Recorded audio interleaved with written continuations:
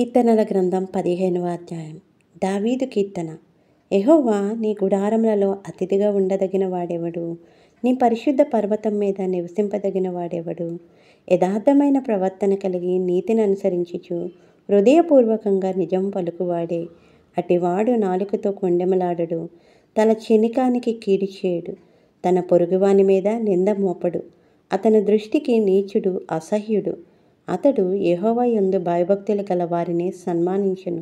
అతడు ప్రమాణం చేయగా నష్టము కలిగినను మాట తప్పడు. తన ద్రవ్యము వడ్డీకియడు. నిరపరాధిని చెరుపుటకే లంచం పుచ్చుకునడు. ఈ ప్రకారం చేయవాడు ఎన్నడూనూ కదల్చబడడు. ఆమేన్. ప్రార్థన. మహోన్నతుడా, మహాగణుడా, గొప్ప దేవానికే వందనములు దేవా. అయ్యా తండ్రి, మరొక నూతన ప్రశస్తమైన రోజును దయచేసినందుకు నీకే వేలాది స్తుతులు దేవా.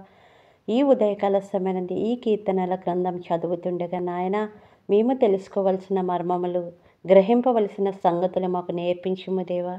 అయ్యా, నీ పరిశుద్ధమైన పర్వతం మీద నివసింపదగిన వాడు ఎవడు దేవా? యథార్థమైన ప్రవర్తన కలిగి నీతిని అనుసరించి హృదయము కలిగిన వాడే కదా ప్రభా. అట్టి రీతిలో మేము ఉండుటకు నీ కృప జోడించండి దేవా.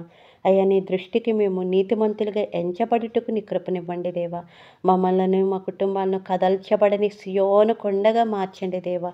మా కుటుంబాల్లో ఉన్న ప్రతి శోధన తప్పించండి, కీడు తప్పించండి, వ్యాధి తప్పించండి దేవా. ప్రతి బిడ్డని కాపాడి కృప చూపించండి, రక్షించండి. ప్రతి ఒక్కరి అవసరత అక్కర్త నీ నామంలో తీర్చండి. వ్యాధి బాధలు తొలగించమని యేసు నామంలో అడిగి వేడుకుంటున్నాము తండ్రి. ఆమేన్.